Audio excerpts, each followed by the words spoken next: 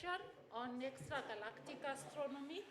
And our first speaker is James Chipuize. You have 12 plus 3 minutes. You can start. Okay, good. So good afternoon, everyone. I hope you enjoyed your coffee. I'm going to speak to you about FRBs, fast radio bursts. This is, as you may know, one of the topics that is making waves over the last decade in astronomy. But I'm not just going to show you meerkat data. I'm going to show you data from different wavelengths, including very high energy observations, to see if we can observe emissions at high energy, emissions from radio frequency, emissions from optical that are associated with fast radio bursts, and use it to constrain what the origin of fast radio bursts are. I'll first like to acknowledge my collaborators, especially Manisha Caleb, who contributed significantly to this work.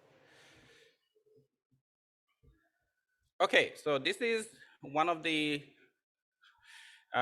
longest list of collaborators I've had in a single article in the past. And of course, those who are associated with HESS will know their publication policy. If you use the HESS telescope, you have hundreds of people according to their policy as part of your paper.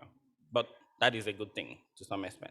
And then the results I'll be showing you today is already uploaded in the AstroPH on the archives, so you can also look that up if you want. So to start with, what are FRBs? These are milliseconds duration bursts. They happen, some of them have some microsecond substructures. They travel through the intergalactic medium. Of course, they travel through their host galaxies, through the intergalactic medium, through our Milky Way before they get to us. So you expect them to have a composite dispersion measures. They are extremely energetic. They can be up to 10 to the power 44 x per second. And most of them, there are a few within our galaxy, the galactic FRBs, but the most FRBs we know are extragalactic, having redshift located at redshift 0.03 to 0.66. You can typically get up to 10,000 FRBs events per sky per day. Some of these FRBs repeat, which means you get a burst, and after some time or after a couple of days, you have another burst. Some of them are not periodic, but you can think of them as periodic FRBs.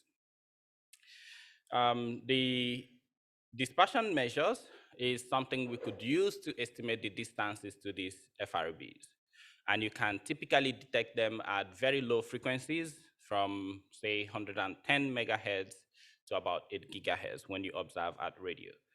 What you see in the animation is just an idea of what will happen to the emission from an FRB as it travels through space and gets to us. You will expect dispersion of the signal, both from the source itself, from the host galaxy, and then through the intergalactic medium, and then through our galaxy before it gets to us. So you would typically have this sort of decay function. That is an image of actually the first FRB that was reported by Lorimer in 2007. So this is what I have tried to describe so far, where you would have FRB from this source, you have the DM due to the source and due to the host, and then you have the DM due to the intergalactic medium, and you have DM due to interaction with our Milky Way. So if you're able to constrain this, then you can use the rest you can use the intergalactic medium DM to constrain the redshift, the distance to the object. But largely, this is not known. So we typically would need information about the redshift to determine the DMs. So what do we know so far from observations in terms of the population of FRBs? If you have very large samples and you have multiple epochs of observation, you can at least test for repeatability. This is what the group in Canada using the CHIME telescope are doing. They observe big sample of FRBs and they check whether any of the FRBs release this burst repeatably. You can also look at the DM, you can look at the redshift, you can look at how much of these particles from the FRB is streamed for every second, which you call the fluence. You can look at the width of the distribution. You can also see how many FRBs are distributed over the sky. So you can think of the sky distribution. But if you study specific FRBs, then you want to identify pin down the position of the FRB and the emission coming from that FRB. In this case, you will require extremely high resolution so that you can narrow down, constrain the localization of the FRB and the position of the emission. You can study the properties of the host galaxy and also study the properties of the local environment where the emission comes from. And you can also check for other persistent emission at other wavelengths. So far, well, until last year, we had only a few dozens of FRBs. We didn't know that the CHIME telescope was doing something in the background, and all of a sudden, they bombed everyone with 500 new FRBs. So we have about 600 FRBs now, which is a handful for good statistics, but still not enough to understand what is the real cause of this fast radio burst. 20 of these 600 are repeaters, and there are quite a number of studies to look at the properties of the repeaters.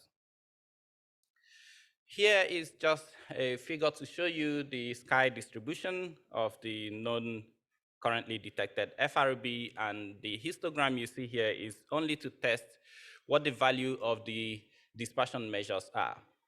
Of course, if you have very small dispersion measures, which we have constrained to that of dispersion measure caused as a result of our Milky Way interaction with the signal, then you can actually isolate things coming from outside. Anything with very high dispersion measure should have significantly larger distances from us.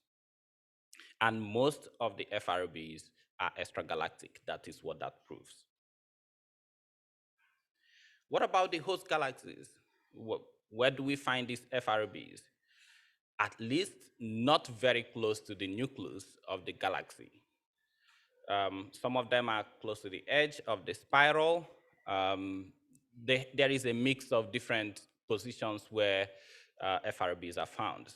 One has been detected near a globular cluster within a galaxy. So it is variable. There is no particular bias to the kind of host of FRBs that we have so far.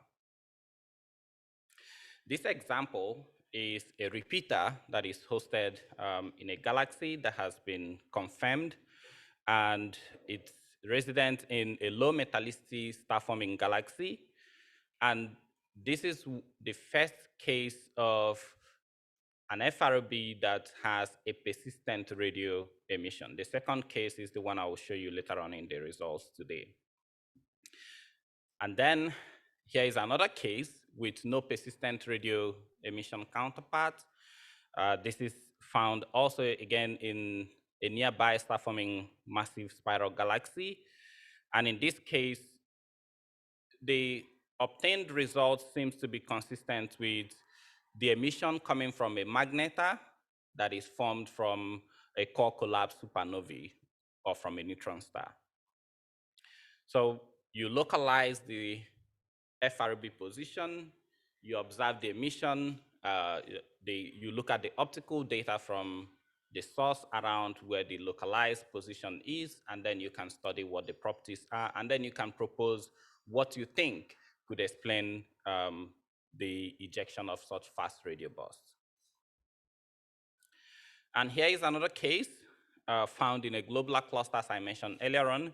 But in this case, again, we don't have any persistent radio emission. If you observe in radio, you see nothing, probably due to sensitivity problem or the fact that there is actually no radio emission or no afterglow effect. This also doesn't have any X-ray counterpart. So this you would not be able to explain with a core collapse supernova remnant or magnetar. So you need to invoke a different explanation to explain the FRB. So what did we do?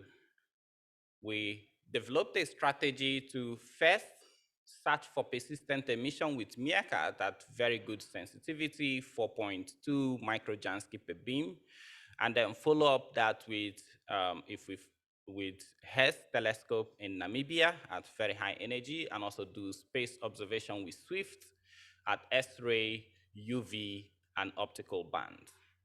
Well, when it was possible, we did all these observations simultaneously. Actually, it was very successful in the second year, but I don't have those results yet, so I wouldn't be able to show it. And then if there is a persistent emission detected, remember MeerKAT has a 5 arcsecond beam, so you really cannot tell where it is coming from.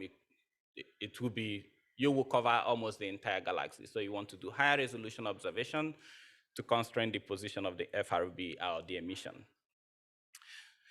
Okay, so these are the 3 FRBs we looked at. 2 of them were not detected with MeerKAT, so you can actually put upper limits to the emission, which is somewhere below less than 15 microjansky. But FRB 2019-07-14A were both detected in 2 epochs. We had 2 epochs of observation in MeerKAT. So we submitted a DDT observation to EMELIN, which is a UK VLBI project, and also observed again at higher resolution and still detected the emission. We did follow up the first FRB with HES and SWIFT. And of course, the first thing you want to check is your astrometric accuracy. You want to make sure that your MeerKAT data is actually accurate, so that when you do position cross matches, you can estimate how much error your astrometry is. And to do that, I used the WISE point source catalog, extracted point sources from the FRB field, cross-match them, and you can see that at least we are accurate within less than 2 arcseconds. Okay, so these are the images from MeerKAT, which had no detection for the 2 FRBs. These are the boring ones. And in high energy, also the FRB source, the first one, which is FRB 2017-10-19, we had simultaneous observation. There is actually no high energy detection, not in UV and optical, not in X-ray, not in gamma ray or high energy up to 0.1 tera electron volts. But here is the fancy one, where we detected the background is a MeerKAT. The black contour is image coming from Pan-STAR, which is optical.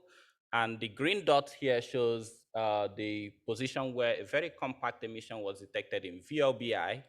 That star there, right there, is the position of the FRB, the constrained position of the FRB. So this is a second case of persistent emission. That is the first epoch. You can see the date. This is just a zooming of this area.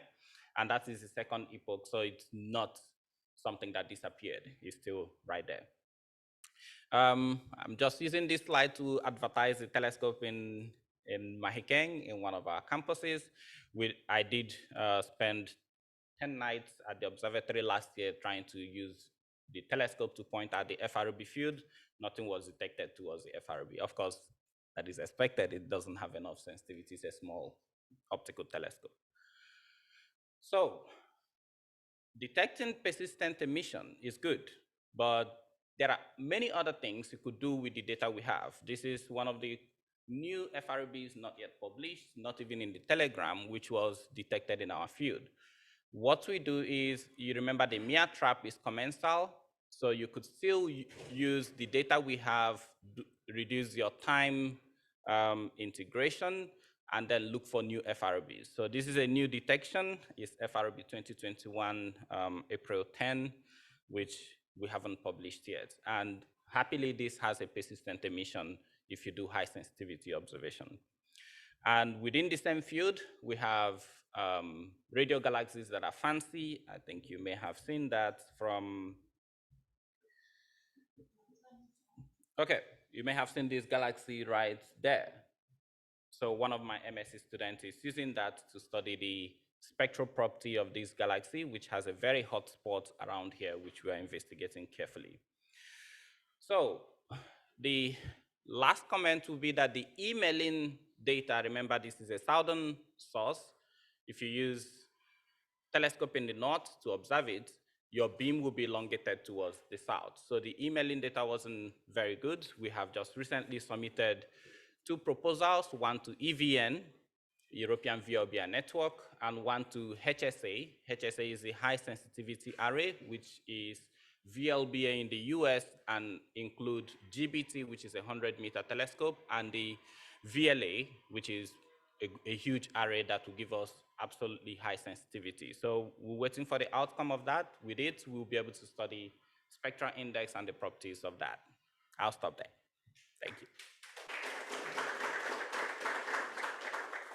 We can take 1 or 2 questions from the room, and we can also check the chat. Yes.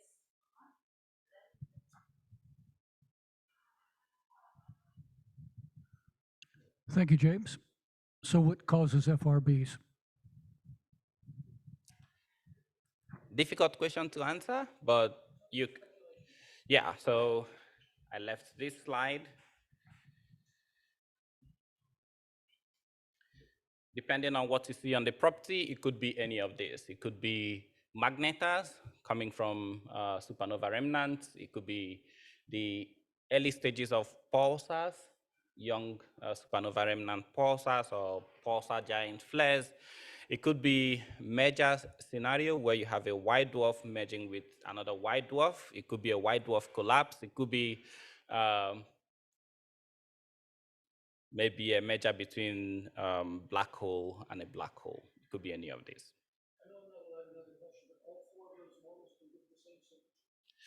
So depending on the property, it could be any one of them, yeah. So if you don't find radio emission, if you don't find synchrotron radio emission, then you can very easily rule out magnetar. Thanks, James. That was really great talk. So you mentioned the follow-up with Hess and then with Swift. So that means that if you go to like softer X-rays, like hard, very hard, not necessarily ultra hard, like what we have with Swift, you already get too faint emission. Is that the reason why you're not going to other X-ray data? And then another is, what is the spatial distribution? Like, what is the, you know, the expansion of in terms of the size, no? Like, how far you get the emission coming from the event? By how far, you mean the distance to the source? Yes, I mean, like when you get the radio jets, you know, in galaxies, you can reach, you know, 5, 6, up to 10 times the size of the whole galaxy, no, in terms of the event, no. So in this case, I mean, here we are talking about stellar events, no. But I mean, that's in a certain, I mean, that's also the way to see, you know, how energetic the event is, no. This is extremely, okay, let me take the first question first. The first question is, why don't we go to soft X-ray observation? Basically high. In both cases, you really have to catch the event when it excites that emission for you to be able to detect it. So it has to be, you have to be so lucky that you catch it at that spot to detect it. So we did try to do simultaneous just in case we find something, but we found nothing. But we are likely to be more fortunate this year because we have more than 5 sessions where all the observations were simultaneous. So we are hopeful with the data from this year. Then the second point is on how big is the emission. Remember, this is just a pulse signal that is released. So the pulse have to travel through space to get to you. It's not like jet emission that you can look at the synchrotron and check the size. No, we don't see any size. We are just looking for persistent emission that comes from the hosts. And then if we see a persistent emission, we try to constrain compact emission from near where the FRB is. And then we can actually describe what is, if it's a globular cluster or if it's, let's say, supernova explosion, we will see synchrotron emission.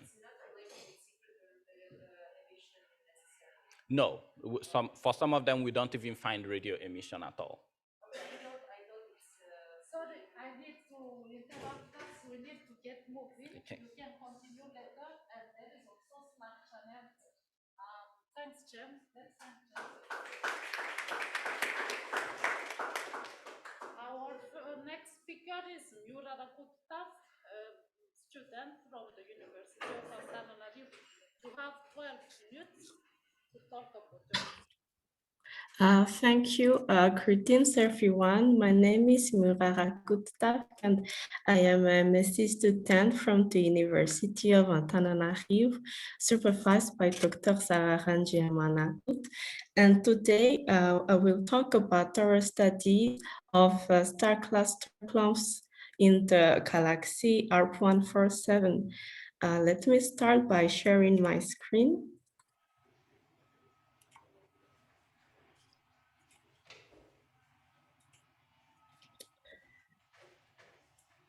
Without further ado, let's start with a little introduction.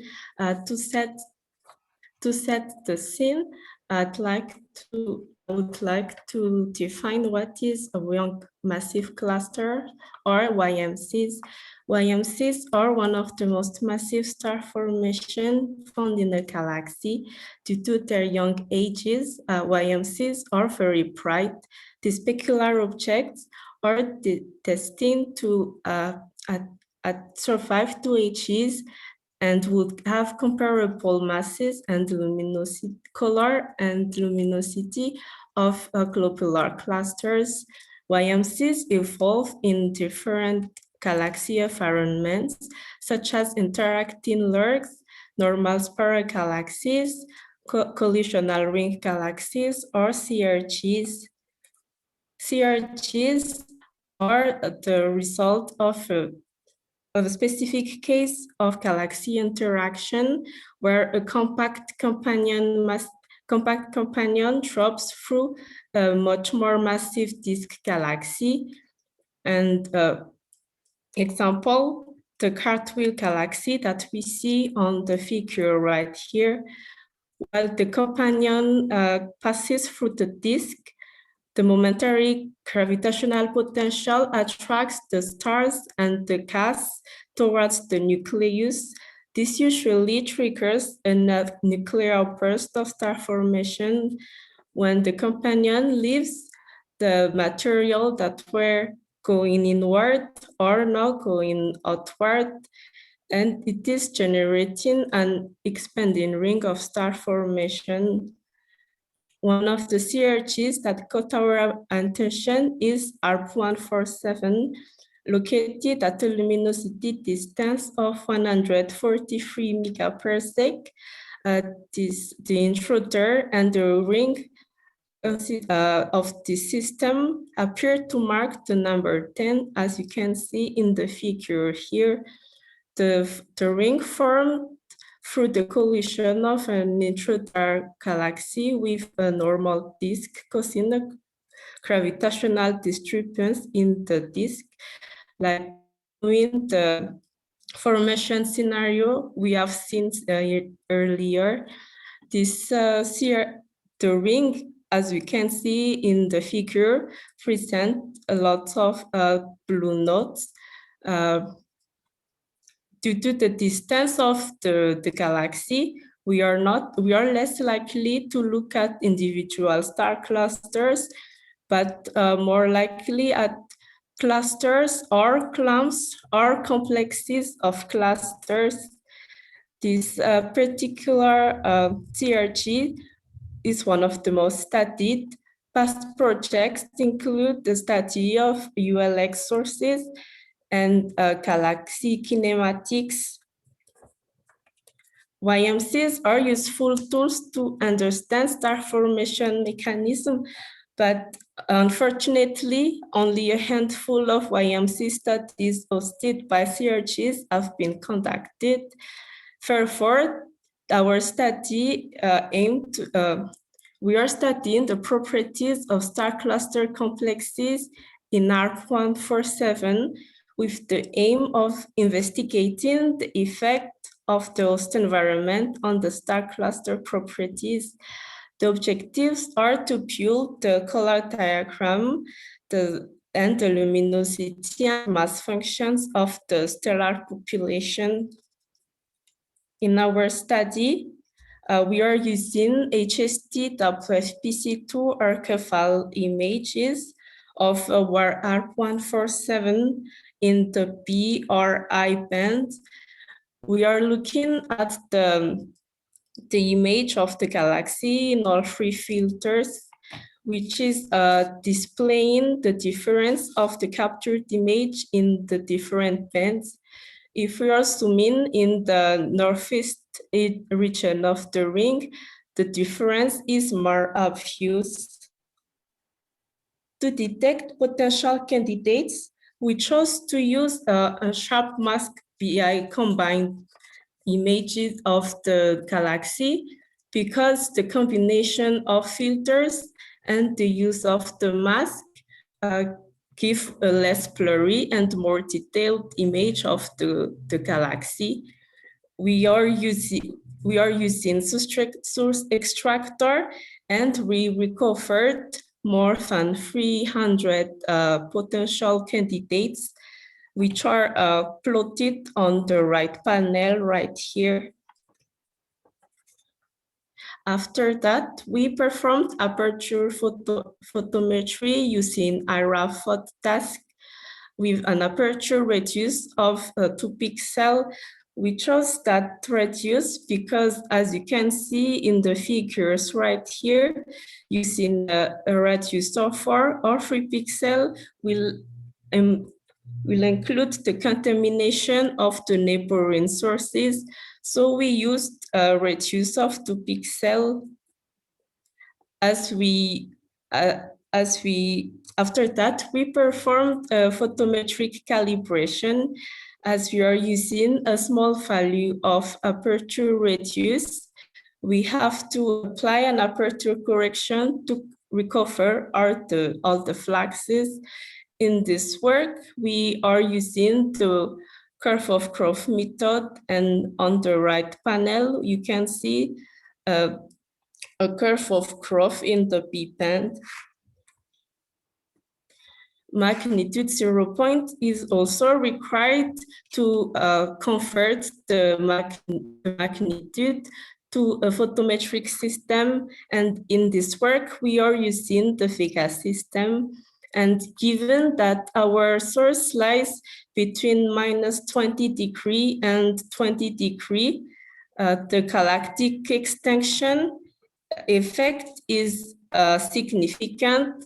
So the galactic extinction has to be applied as well. Now, after calibrating the data, we are applying a source selection criteria to get the final catalog.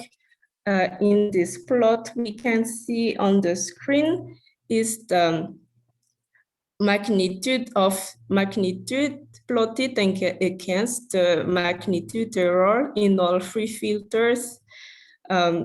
During the analysis, we chose 3 different cutoff error, but the output we get were more or less the same. So we chose to use the smallest value, which is 0.2 mag.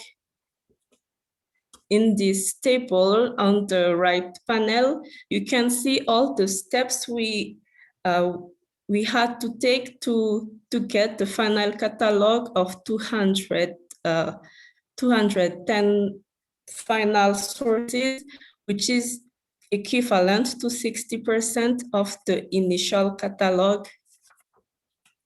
Now let's see the preliminary results of the analysis. We plotted the color diagrams of the clumps. The solid and dashed line represent the Yggdrasil model with different masses, where different ages of synthetic clusters are marked with multicolor squares in the evolutionary track. The CMD indicates that a significant amount of sources are predicted to have mass between 10 to the power 5 to 10 to the power 7 solar masses. And assuming the models with no extinction, the CCD plot here is predicted that the age of the clumps are based on their color ranging between 5 megayear to 500 megayears. The spatial distribution of the YMCs are labeled with respect of their PI index color. A large number of the blue candidates are located. Sorry.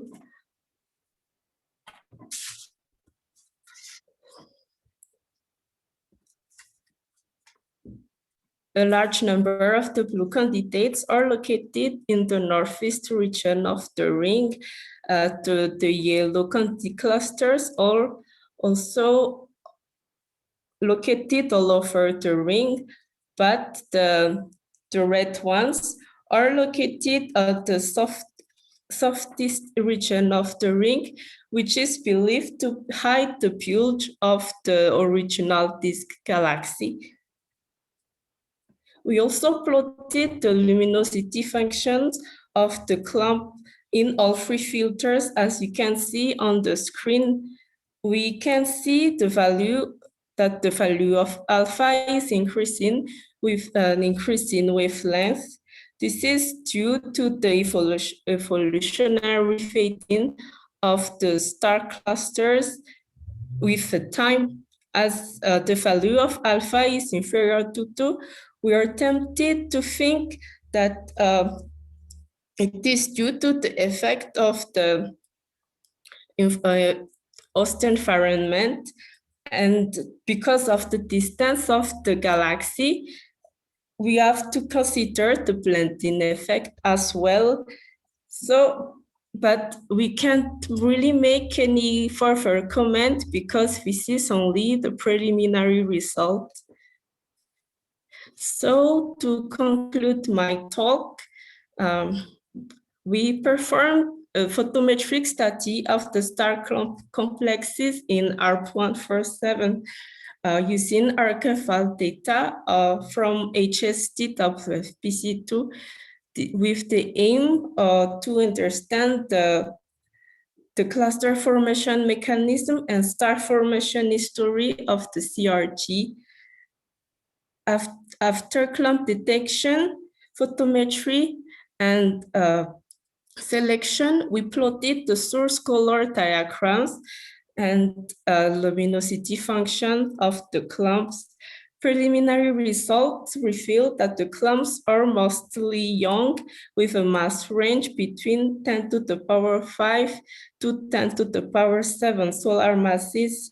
And before properly interpreting the result, we, however, need to assess possible bias, such as observational incompleteness and blending effect, especially that our target is located at 100 megaparsec.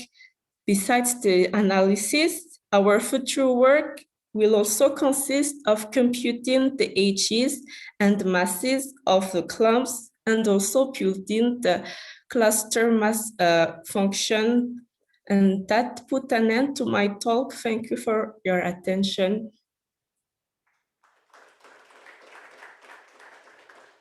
Thank you, Mur. Any question from the room and or the chat?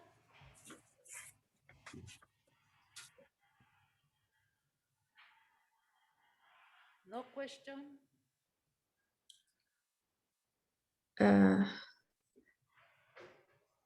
I am ready to answer.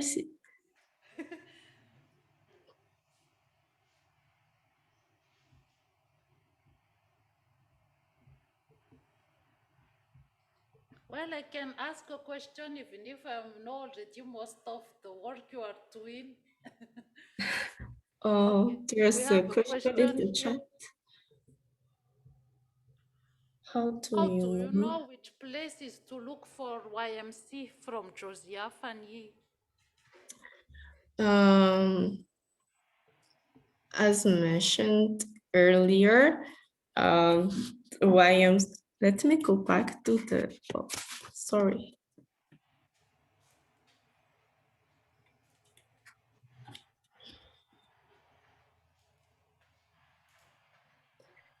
No, I think she got it, but she wants to get back to the slide. Yes. As mentioned earlier, YMCs can be found in this, those are only examples, but these are the possible host environments of YMCs. But if the question is more like, how did you select the candidates?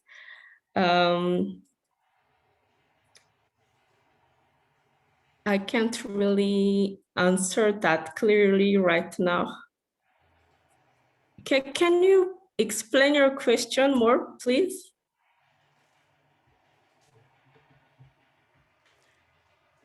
Young massive star cluster, he says, I think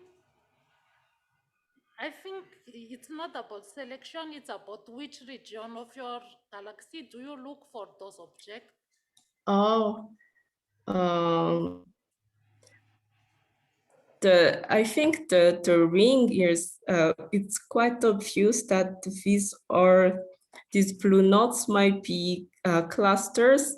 So we are poking through this region to look for YMCs, but as we didn't finish our project yet, we can totally assure that all of these are YMCs, but the possibility of these to be YMCs is quite high. I hope that answered the question. Yeah. Yes, I think we can move on. Let's thank Muir again. And our next speaker is Mirjana. She will talk about Green Valley Galaxy. Sarah, you will let me know when I'm left with 2 minutes, no?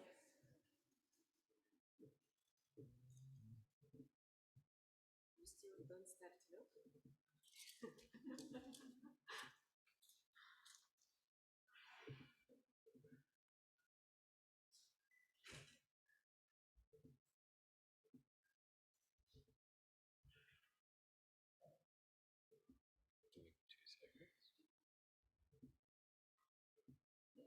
Okay, perfect. Thank you.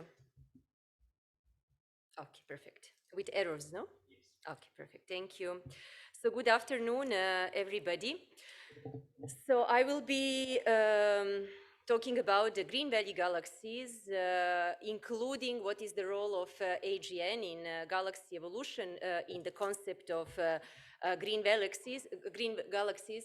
So I will first introduce what the Green Valley is.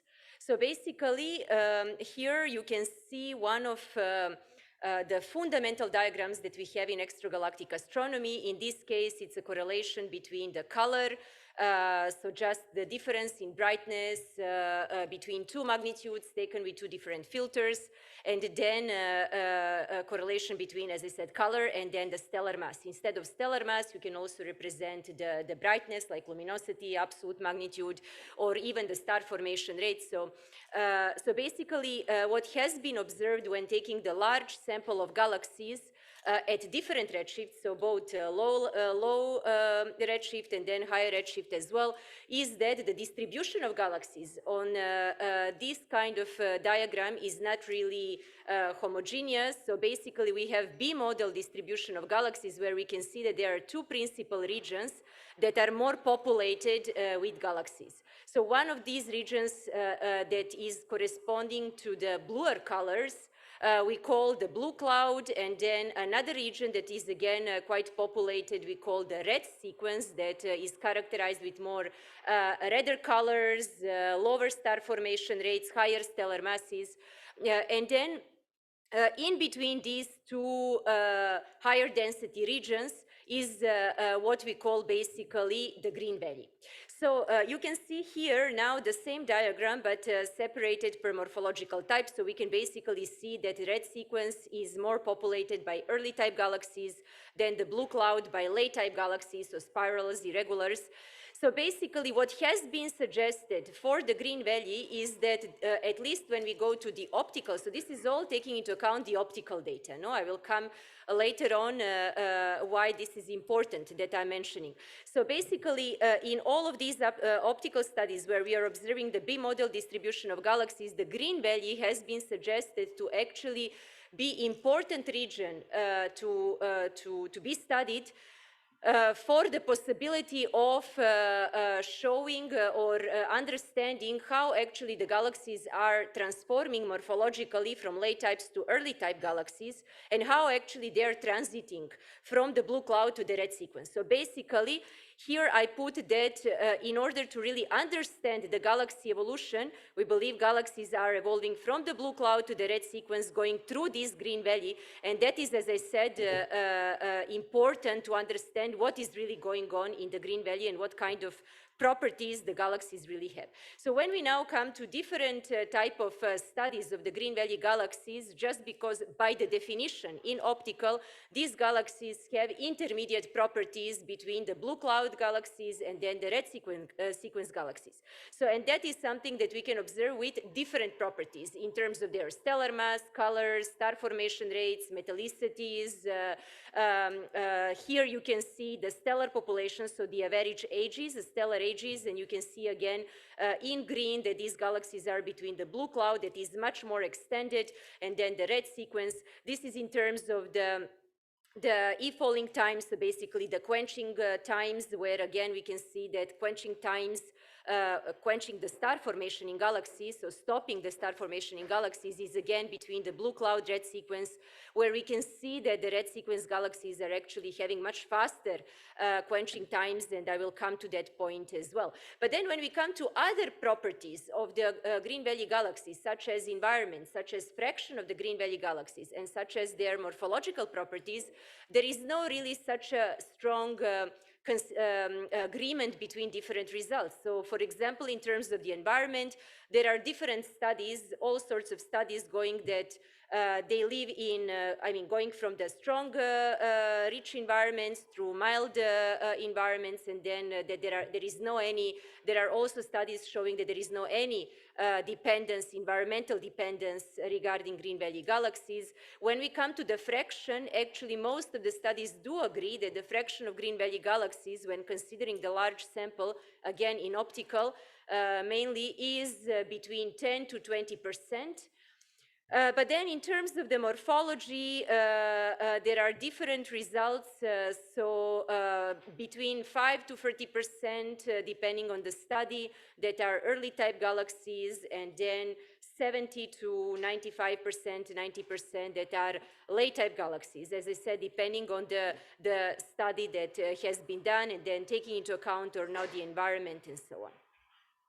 So now a lot of the problems are actually coming from the same definition of the Green Valley galaxies, and the inconsistency of the results can also be caused by that.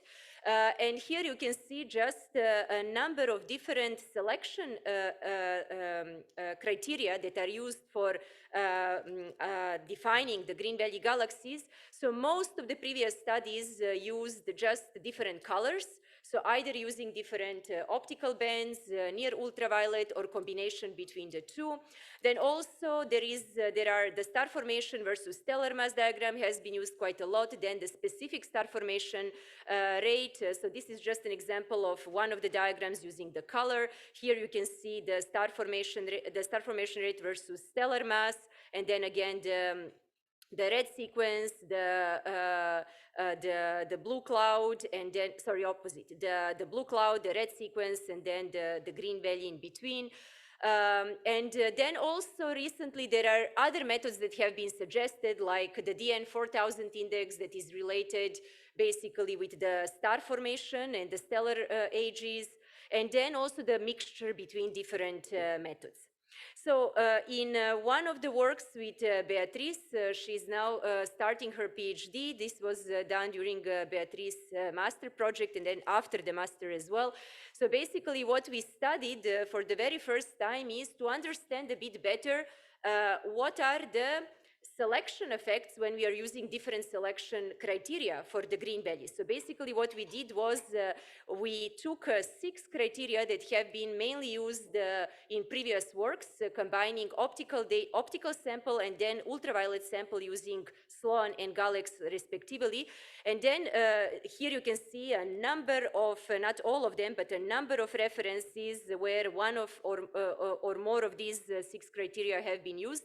And what we did was we selected the galaxies up to redshift 0.1 in both GALAX and Sloan so that we can get a more complete sample. And then we studied different properties of galaxies, including stellar mass, star formation rate, luminosity, and then morphological properties, spectroscopic types, if we are having a star-forming galaxy, composite galaxy, or just or AGN. And actually what we found, so we wanted to see actually, depending on the criteria that we are using, what are the types of the galaxies that we are selecting, and then how that can affect the obtained results. No? So we basically did see that depending on the criteria, definitely we are not selecting the same sample.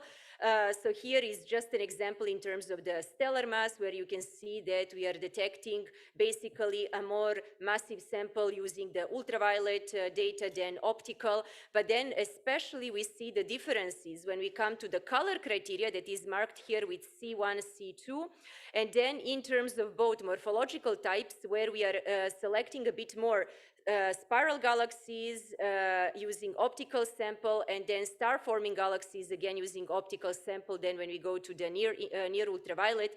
So basically, in this study, what we are suggesting is that there are differences, that the largest differences we are getting when we use the color criteria. So basically, color criteria is very, very sensitive to any small differences in color, in brightness of the galaxy, that again is related with the star formation rate. And basically we are suggesting that the use of the star formation rate versus stellar mass or the specific star formation criteria is more stable, no, when selecting the green belly galaxies. It's also more difficult to get these parameters measured. Now, when we come to the issue of the importance of green belly galaxies for the evolution of for understanding the galaxy evolution, and then the transition timescales, basically there is a number of papers that have been done in this direction. So understanding the quenching of the star formation in correlation with the green belly, and then what are the transition timescales. So here you can see a bit basically that the different timescales have been suggested, going from short timescales, so for the transition from the blue cloud to the red sequence. So from the short ones below 1 gigayears, all up to the longer ones above 2 gigayears. And what also has been suggested in in several works is that basically not both early and late type galaxies inside the green belly, that basically you can see a bit, thank you, that you can see a bit here on these diagrams, that not both early and late type galaxies are transiting with the same time scale. So basically, shorter time scales have been suggested for the early type galaxies. And this is something that now we want to study. We are just starting the PhD thesis with Daudi from Tanzania. This is a project between Tanzania, Ethiopia, South Africa, and SAO, where we actually want now to understand better what is the role of AGN in this faster, if there is any, in these faster transition timescales for early type galaxies in comparison with late type galaxies. So what we will do is to select a sample of nearby galaxies, early type, late type, with AGN, without AGN, and then using IFU data, we want to actually do the detailed analysis how the stellar populations, metallicities in particular, are changing across the galaxy so that we can really understand what is going on. I will not have time to go through the Genes paper, but basically what we've seen in this work is that those galaxies that are inside-out assembled galaxies, so basically those galaxies that have highest growth rates, are also very often found in Green Valley. And now the very last point, I have 1 minute, no? The very last point is, what are the suggested mechanisms for stopping the star formation in galaxies? No? So here you can see different ones going from AGN negative feedback, minor major mergers, environmental effects, supernova winds, and so on.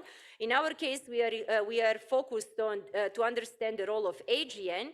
So basically, previously in both X-ray data and optical data, it has been suggested that most of the X-ray detected AGN, and then in optical as well, that once you have the AGN in the galaxy, basically you start seeing lower star formation rate. And from that, it's been suggested that the AGN is actually responsible for stopping the star formation rate in galaxies. That has been seen with IFU data as well.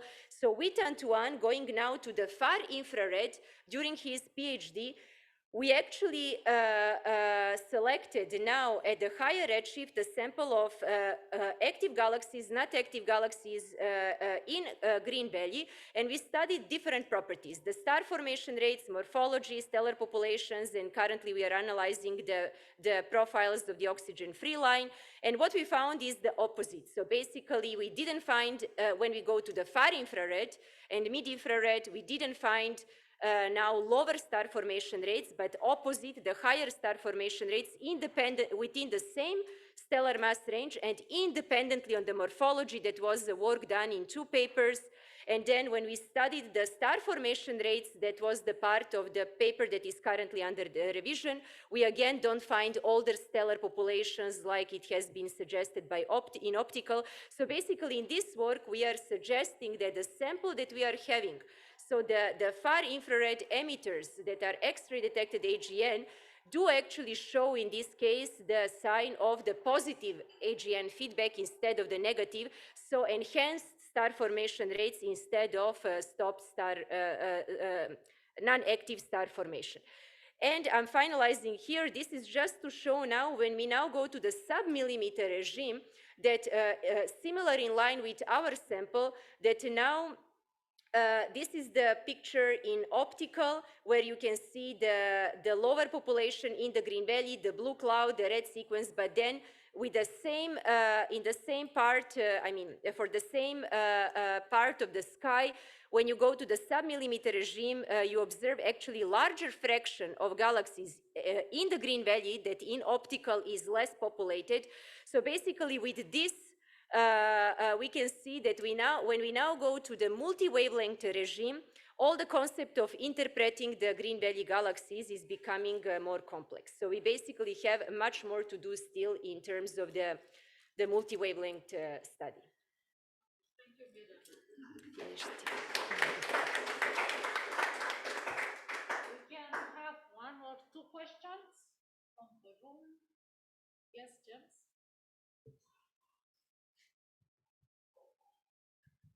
Thank you, Miriana, for the talk. I don't understand what you mean by positive feedback, enhancing star formation. The expectation is that feedback should somehow disperse the clouds and stop star formation. Are you proposing positive feedback to mean carrying away the angular momentum to help infall so that there will be more star formation, or what does positive feedback mean? Yes, so basically with AGN, you can have both scenarios. So you can have the negative AGN feedback, the one that you mentioned, so that basically with all the radiation that is coming from the AGN, you are removing all the gas and then basically stopping, quenching the star formation. But you can also have the opposite, where you can compress the gas that you have and then enhance the star formation, you know? So what more has been observed, through the data are the signs of the negative AGN feedback. But we also do have in the literature from both theoretical part, and then observational, the evidences of the positive AGN feedback. No? So the last work that we are now doing with the SALT data, that we got observations for about 20 galaxies in our samples, so 10 AGN, 10 non-AGN. What we are now analyzing is the profile of the oxygen-free line that has been shown to be a good indicator of the positive AGN feedback, or if you have any kind of outflows and winds. No? So this is what we are the last work that we are now doing, where actually through the oxygen-free line, we want to see if we can really find the evidences, no? Because until now, all what we observed is showing that we don't really observe as I said, the negative AGN feedback, but rather the positive one. So it's not a concept that we invented. It's something that is already known. Yeah. Okay, let's thank Mirana. Yes, thank you. To move on. We have our last speaker joining online. Ifeanyi Mwanko, you are there? Can you hear us?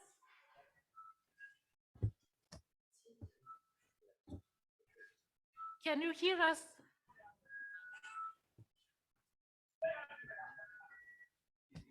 Are you? No? Okay. You can start sharing your screen if you can hear us. Hello? Yes, we can hear you. You can start sharing your screen if you can hear us. You have 12 minutes. Okay. Can you see it now? Yes, but presentation mode. Okay. Can you hear me? Yes, we do hear. Okay. My name is Mwanko Francis. My presentation is on the possibility of evolution in Cepheid galaxies. For several galaxies we know are active. Sorry, can you please make your presentation into your slide into presentation mode? Press F5 or. Can you hear me now? We can hear you, but yeah. I'm saying I'm making a presentation on the possibility of evolution in Cepheid galaxies. So we know Cepheid galaxies are active galactic nuclei. They are radio quiet, of course, majorly spiral and powered by supermassive black holes. And we have two classes of Cepheid galaxies, Cepheid 1 galaxies and Cepheid 2 galaxies. Now, Cepheid 1 galaxies have both narrow and broad line regions. They have, of course, what it means is that the region of formation of both lines is the same. Unlike Cepheid 2 galaxy, where you have broad line, you don't have broad line regions, but only narrow line regions. And the width velocity of the full line at half maximum is the same for both lines. Now, the unification model of Cepheid galaxies states that the Cepheid 1s and 2s are basically the same. It depends on the angle from which the observer is viewing it. If it is viewed side on, the broad line will be hidden from the observer, in which case it will be called Cepheid 2 galaxies. If it is viewed face on, the broad line will be seen, in which case it will be called Cepheid 1 galaxy. However, there are studies that have shown that Cepheid 2 galaxies, contrary to the wild health view, that some of them have broad lines in infrared and X-ray galaxies. What we've done in our work is to use accretion rates and measure to explain if there are a dichotomy, and if there is a dichotomy or possibly areas where Cepheid 1 galaxies are the same as Cepheid 2 galaxies.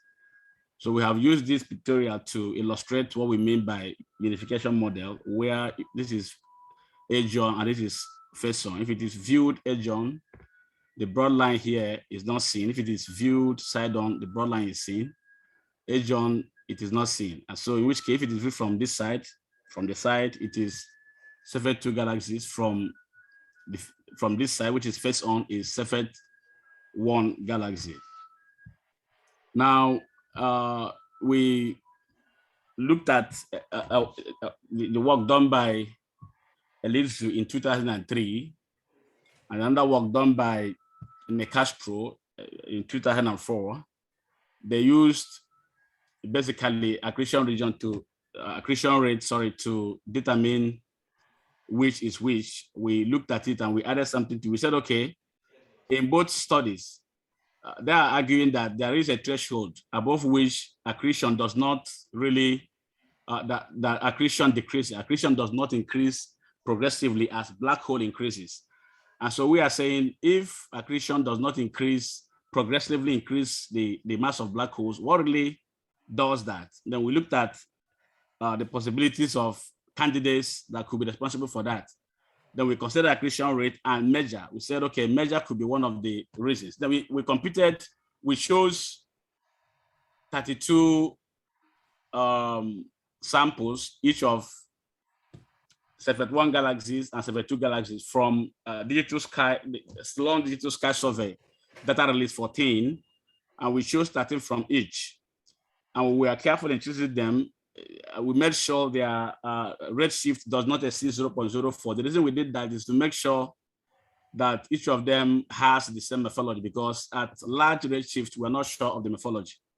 And so, since it is widely believed that several galaxies are spiral galaxies, so we chose that range of redshift. Now, when we plotted black hole mass against the accretion rate, we discovered that accretion rate does not really increase, black hole mass does not progressively increase black hole mass, in which case, if the accretion rate is increasing, if the black hole mass is increasing, the accretion rate is decreasing. And so we looked at it and we said, okay, we considered measure. We looked at measure, in which case we calculated the distance of each of the Cepheid galaxies, the distance from what we call the local environment, the distance into space, by using the popular expression, Hubble's popular expression, V equals RH. And now we express H in terms of reduced Hubble, and we're able to get the distance of each of the 33 galaxies into space. And when we plotted the graph of black hole against their local environment, we discovered that among low class, if you look at this graph, you will see this is black hole mass, the units of solar mass units, and this is local environment in MP megaparsec per squared Hubble. If you look at it, you will see that these are all low mass galaxies. While up there we have high mass. This is for Cepheid 1 and this is for Cepheid 2. Now, clustering measure is common among low mass galaxies. You can see them, they are clustering together. Once their mass is increasing, they go up the graph. And so this is for Cepheid 1 and this is for Cepheid 2s. Similar, but it appears Cepheid 1s have more interaction, more than Cepheid 2s. Now, from this, we are now drawing our conclusion that high mass galaxies are likely to be products of merging as a result of interaction when their masses were very low. Now, what this means is that we try to discuss our discussion here, our results here, sorry. If figures 1 and 2, you see the accretion rate decreasing as black hole mass increases, meaning in consonance with De Castro et al. 2003 and other studies that were done, including Marusini 2012. Now, since accretion rate progressively decreasing with increasing black hole mass, what then could be responsible for the growth of the black holes? Now, we now plotted graphs, figures 3 and 4, where I have explained that clustering is prominent in both Cepheid classes. So what it means is that high mass supermassive black holes are likely to be products of mergers. That means low mass galaxies merging to form high mass galaxies. What it means is that, if there is merging, there is disturbance, there is perturbation. Materials that have, stars, interstellar medium, they must have combined, and there is high level of disturbance. And so in that case, that incidence can stop the observer from seeing the broad line within the central region of the galaxy. Now, over time, the disturbance settles. If it settles, the broad line could be seen. Now, over time, torus begin to form. When the torus begins to form, this torus is likely to obstruct the visibility of the broad line. In which case, when it is seen, it is Cepheid 1. When it is not seen, it is Cepheid 2. However, the disturbance that has stopped the visibility of broad line, in that case, it could be called true Cepheid 1 galaxy because they are not there as a result of the disturbance created by merger. The broad lines are not there.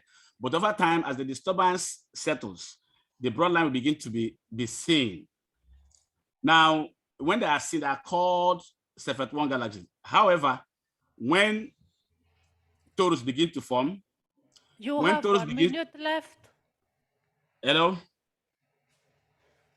You have 1 minute left. Okay, when torus begins to form, what we call reflective surface begins to form on the torus. The reflective surface will now begin to reflect the broad lines that were not seen before now, in which case it will be called Cepheid 1 galaxies. Initially, at the point of merging, disturbance will not allow us to see, they are not there. Disturbance can stifle the formation of broad lines. In that case, it becomes a true Cepheid 2 because it is not there. Now, over time, as the disturbance settles, the broad line will be seen, forming Cepheid 1 galaxy. Now, when torus begins to form, now the broad line will not be seen. Now, over time, reflective surfaces, because these broad lines are seen as polarized light, in which case their vibration is just in one plane. And so we conclude that, since I don't have time, we conclude that a possible evolutionary sequence between Cepheid 1 and 2 is that Cepheid 1s will merge to form non-hidden broadline Cepheid 2s, non-hidden because they are not there. Then hidden broadline Cepheid 2 galaxies means they are there, but they are hidden. Now, if they merge again, Cepheid 1 galaxy could be formed. Conclusion. Cepheid 1 and 2 galaxies are intrinsically the same. The detection of broadline among Cepheid 1s, that is not Cepheid 1s, is attributed to reflection by reflected surfaces on the torus. Since accretion rate decreases with increasing black hole mass, merging is a possible candidate responsible for the mass of supermassive black holes in Cepheid galaxies. Thank you. Thank you, Ifeanyi. Any quick question? Otherwise, you'll need to move on to our next session. If not, then let's thank again Ifeanyi, and let's thank again all the speakers of this session. I don't know, I will ask Charles what will happen to the next session after this one. Thank you. Hello.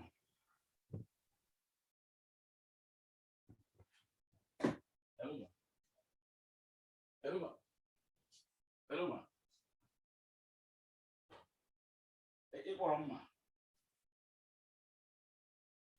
Hello, you call me, ma.